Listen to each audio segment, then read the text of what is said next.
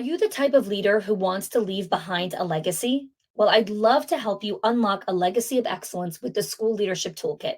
For just $97, you'll gain access to 10 easy to implement resources, including templates, frameworks, and bonus content designed to help you manage your to-do list, make better decisions, navigate difficult conversations, and support your team. Fast track solutions to your challenges by grabbing the toolkit at schoolsofexcellence.com/toolkit or click the link in the show notes. Elevate your leadership journey today. Welcome to the Schools of Excellence podcast, where we have conversations about education, leadership, and building a school of excellence. The goal on this show is to bring you clarity, up-level your mindset, and give you practical strategies and inspiration so you can show up with confidence and trust your decision-making. I'm Chani Wilshansky. I'm a mom of 4 under 10, a former New Yorker, and been in the early childhood field my entire life. And I'm so grateful that you've joined me for this conversation. Welcome back to another episode of the Schools of Excellence podcast. This is episode 135. 135 episodes in. Super excited to be with you here again today. So today we're going to be talking about navigating a multi-generational workforce. So this concept actually came to me at the Summit of Excellence when I was going around the tables and discussing with school leaders their core tensions inside of their companies. So a couple of episodes ago, I did a series on something called the Cultural Tension Decoder. And I released this content at live event as well with a specific framework on how to help schools and owners decode the core tensions inside of their organization. Like, what is really one of the tensions that are stopping the growth and development of the organization? And one of the owners, who's a legacy member actually inside of Schools of Excellence, when I came over to her, I said, what are one of the top 5 tensions that you wrote down? And she said, generational differences. And I said, oh, that's so interesting. I want to dig into that more. So when I came back home, I started to dig into some of the research around multi-generational workplaces. And what came up in the research is actually, this is the first time in history that we have 5 generations in the workplace. 5. So never before in history have you had 5 generations all working in the same place. So this is such a unique time in history in the world right now. And it is a very unique time, an incredible opportunity time. And it also presents with its unique challenges and opportunities to create a different type of work environment. So today's conversation is understanding how to navigate the multi-generational differences in your company. The reason I chose that title is because this is not about understanding how to manage, how to fix, how to motivate, how to do all of those things. Your job as the leader is to be the navigator, not the fixer, not the come to me and I solve all the problems, not that kind of person. You're the navigator. You are the leader of the multi-generations inside of your workplace. And you, depending on where you sit in the generational cycle, are part of one of the 5 generations that are inside of the workplace right now. So understanding and leveraging generational differences can really lead to such a beautiful, inclusive work environment where everyone can learn from each other, from communication style differences to motivational differences to levels of contribution. We're really going to tap into all of these unique strengths over here. So first, let's understand what are the 5 generations, okay? The first one are the traditionists, also known as the silent generation, born between the years of 1928 to 1945. Okay, so we're talking about a pre-World War I kind of history. The values of these people are traditionalists, very loyal. They make an effort to help other people. They have a strong work ethic. They hold traditional values in the work, like meaning they are not typically comfortable with non-traditional days or work hours. They appreciate security in their positions, right? They really have this very traditionalist approach. They are very much motivated by very, very different things. And we're going to talk about that soon. But these people have been shaped by the Great Depression, by World War II, by radios, by movies. This has been a lot of what has shaped their worldview, which is obedience over individualism. Age is what equals seniority, and you need to advance through the hierarchy. This is very much the worldview that I was raised in as well. Even though I'm not a traditionalist, my parents were, and this is a huge part of just the psychology of obedience over individualism, right? Age is seniority, all of these things. Okay, so let's go further. Then you have the baby boomers. The baby boomers are born between the years of 1946 to 1964. Baby boomers value hard work. They are a little bit more willing to take risks to pursue their goals. They're very, very dedicated to their jobs.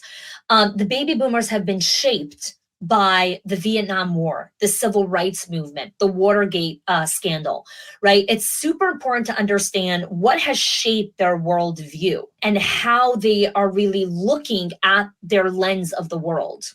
Then we have the Gen X. They were born between the years of 1965 and 1980. They are the generation, very independent people, right? These are the La Chiqui kids. Both of their parents worked. They came home. They let themselves into the house. This is the classic, like, key under the doormat. They took care of themselves. They are fiercely, fiercely independent, many times to a fault. Fiercely independent. These are professionals. They value healthy work-life balance. They prefer working for companies that offer monetary rewards, such as bonuses and company stock options, right? Like, this is a lot of what they're looking at. So the Gen X generation were shaped by the fall of the Berlin Wall, okay? The dot-com boom, the AIDS epidemic. These were things that were going on during their upbringing. Okay, let's talk about the millennials. The millennials are the first generation to grow up in an age of technological advances.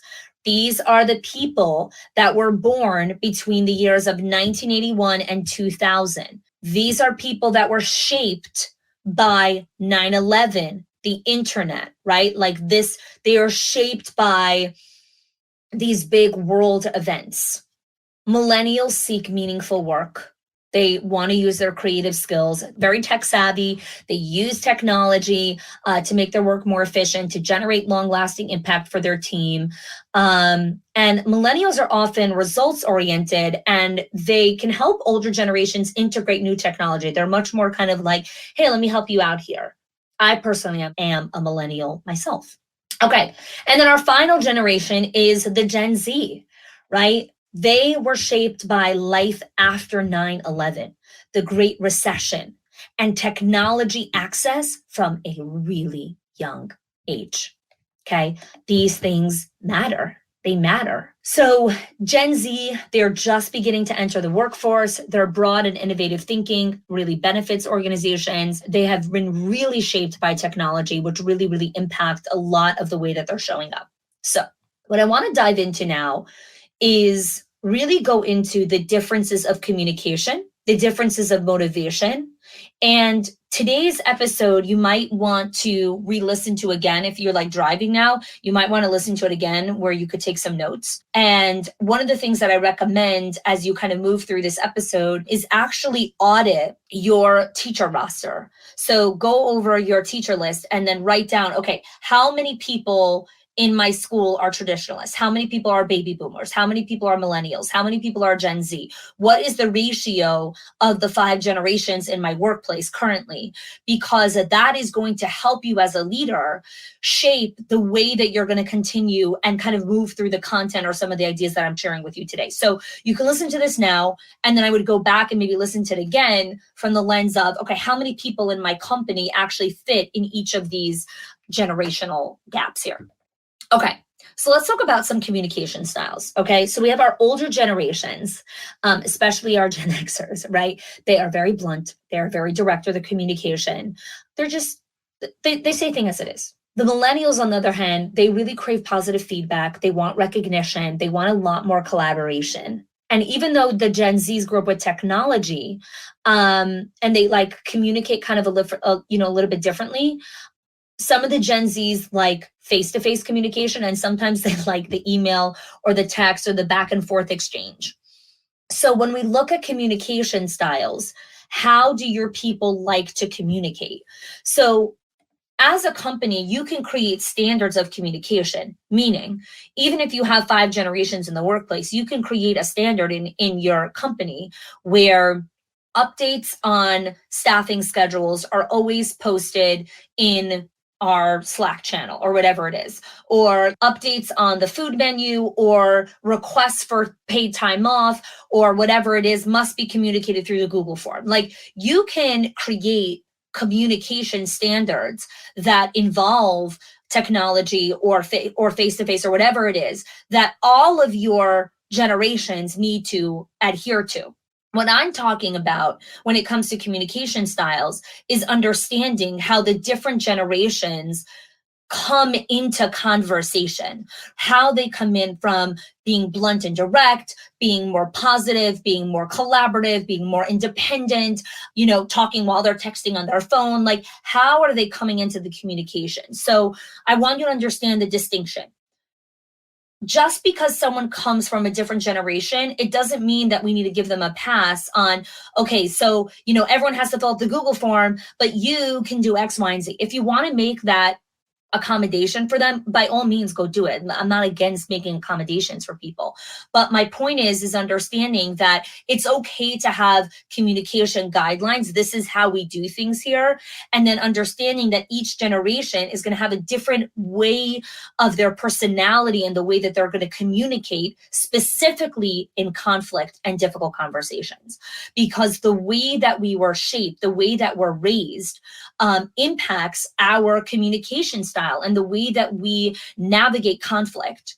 And so this is really where I see the generations, the 5 generations, in how they're navigating conflict together, is where things get sometimes a little muddy or a little messy, because you have one generation that's like, kumbaya, come, let's all hold hands, let's hang out, like, we'll figure it out, it's so chill, don't worry. And then you have someone else who's like, no, we need to understand what the problem is, I'm not okay with this, like, let's talk this out, or whatever it is.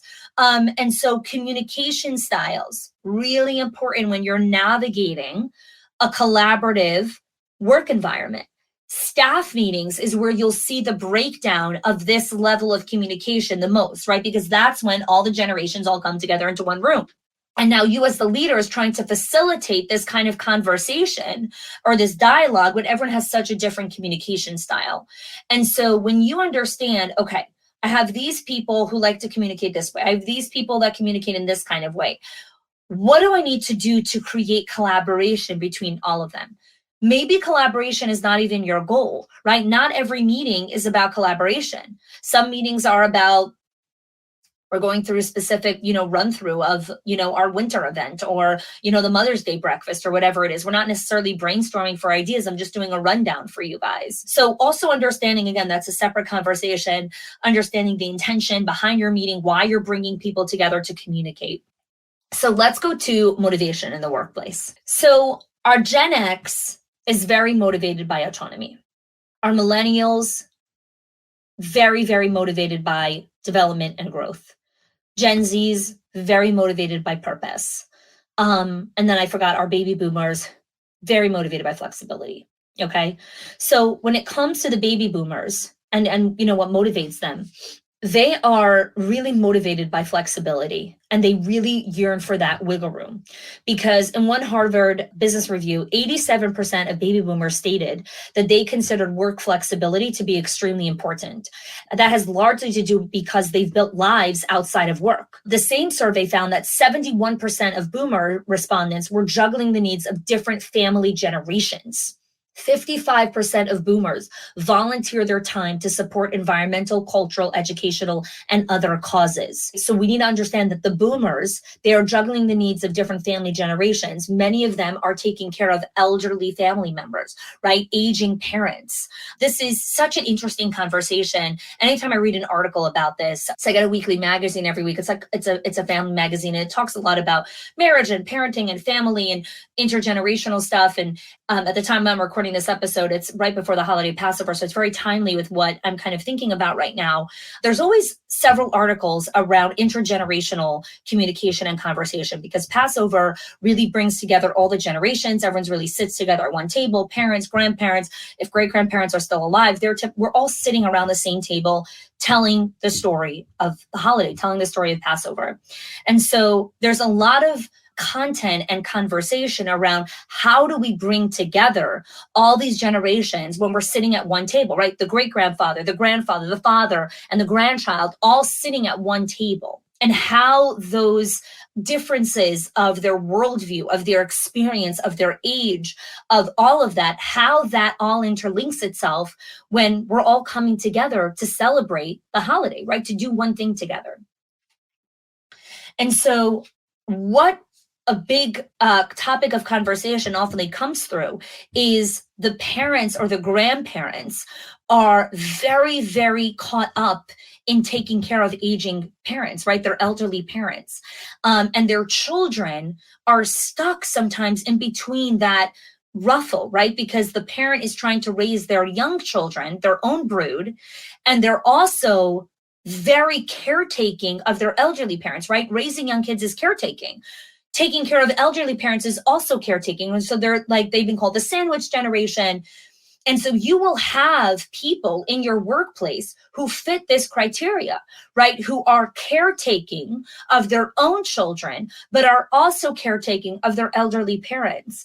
And someone who is in that position is going to be motivated by very different things than a 23-year-old single person who still lives in their mom's basement. Right? They have very different responsibilities. They have very different perspectives of the world. They have very different financial obligations.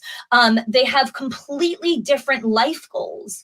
And this is why, I always talk about like the fairness in the workplace. It doesn't work. Like we all need different things. We all need different things. Okay. So that's flexibility, right? The Gen X autonomy, right? This generation grew up as the Lechiki kids, right? And so their parents were both in the workforce. They took care of themselves after school hours. They are resourceful. They are self-directed. They are hardworking. All the things, right? They want autonomy. They want freedom. They want to be able to do their jobs, right? They want latitude to be able to experiment and to improve on their assignments. Micromanagement, major turnoff for these people. Major turnoff. They want autonomy. Okay, let's talk about millennials, okay? Millennials are typically motivated by growth and development. They, more than any other generation, are seeking opportunities for growth. They had a report that 86% of millennials are leaving their current positions.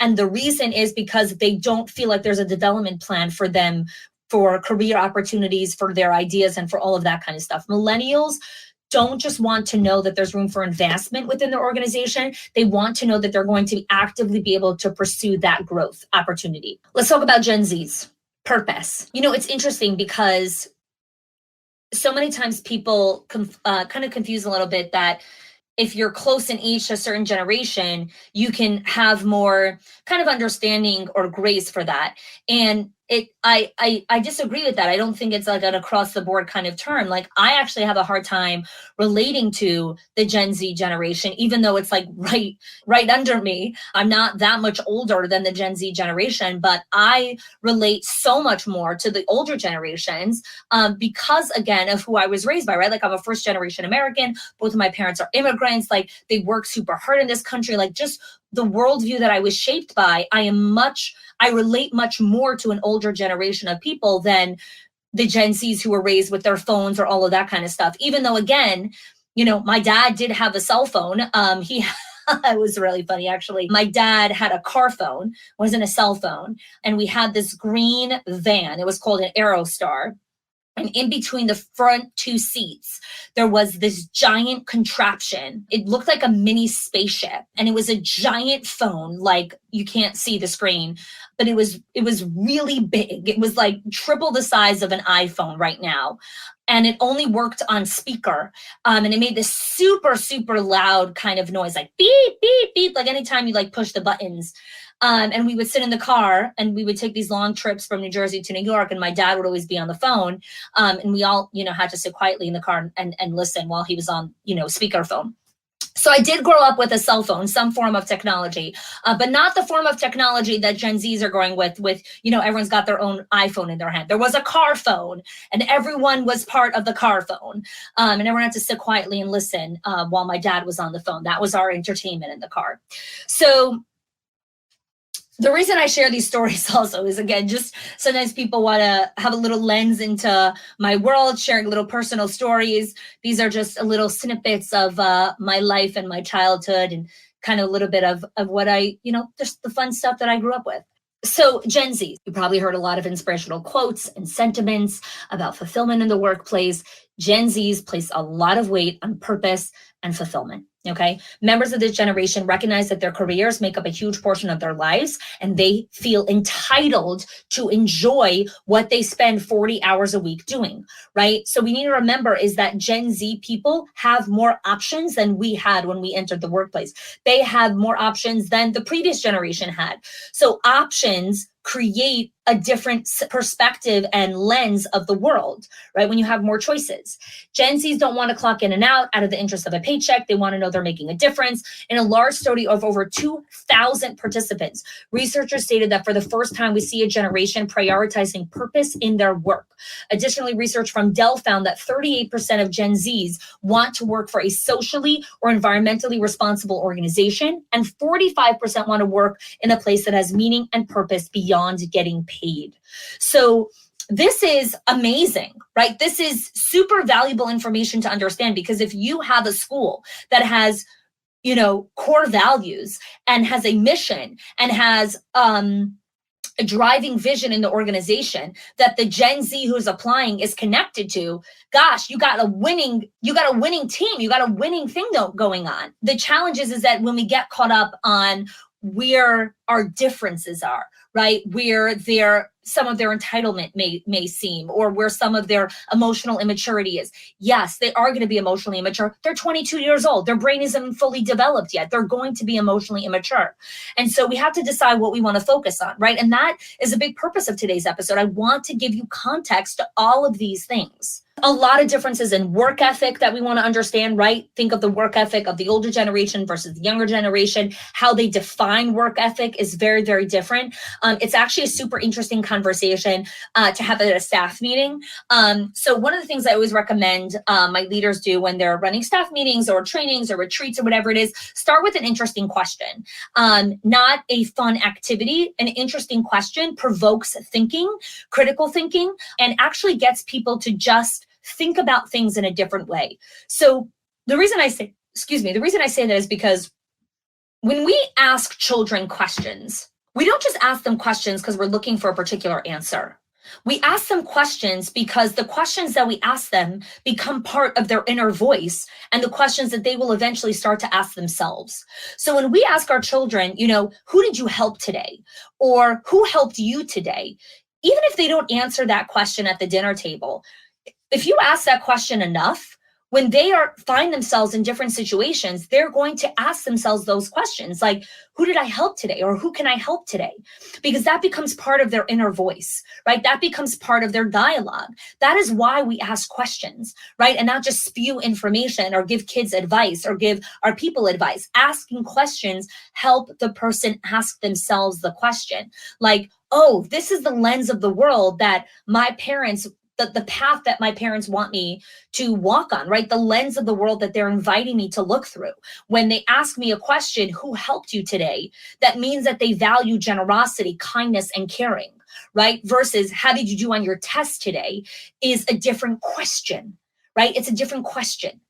And so the reason I'm bringing that up is because when we ask questions in the workplace, when we ask questions at our staff meetings, when we ask questions in our one-on-ones, at our professional development days, we are telling people what we value and the type of environment that we want to create. And so a fascinating question to ask people, if you value work ethic, right? So many times people come to me, it's like, I don't have the right work ethic here. This teacher doesn't have the right work ethic. This director doesn't have the right work ethic. Okay, well, let's ask a question. Let's pose a question to the team.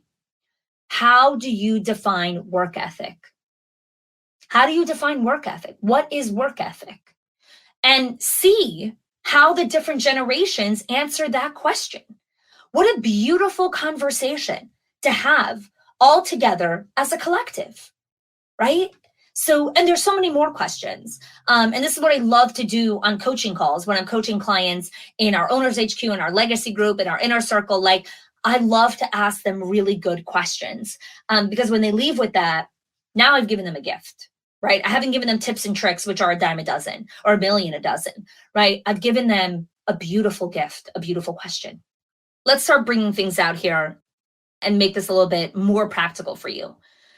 So I want to share some tips for communicating and managing employees for different generations. Okay. Number one, don't overthink it. Okay. Start from the perspective. Again, I shared with you a lot of perspective, but come in with the confidence, trusting your decision-making, trusting your discernment, trusting yourself and listening to yourself. Get perspective, get coached, and then take action, right? Don't overthink things. Number two, modify your style, okay? While your employees have many of the same attributes, they also have individual needs and perspectives in large part due to their age, okay?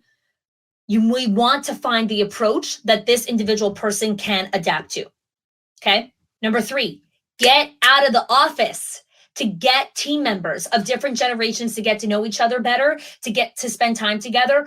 You got to get off the site, get out of the building and do experiences together, experiences that are connected to company values. This is one of the things I taught at the Summit of Excellence. One of the 4 ways that we teach values is through experiences.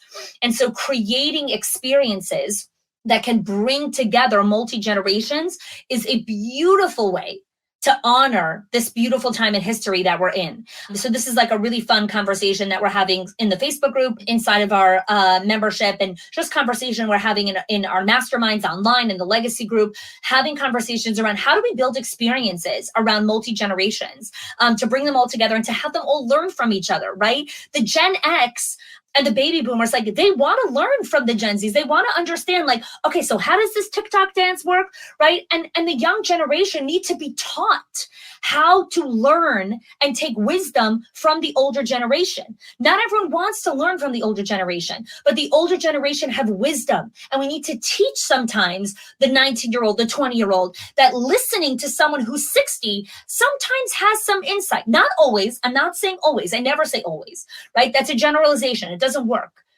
But a lot of times, someone who is 40 years older than you typically has a little bit of wisdom or knowledge to share. Listen to what they have to say, giving them the opportunity to share stories. One of the other ways that we teach values is through storytelling, right?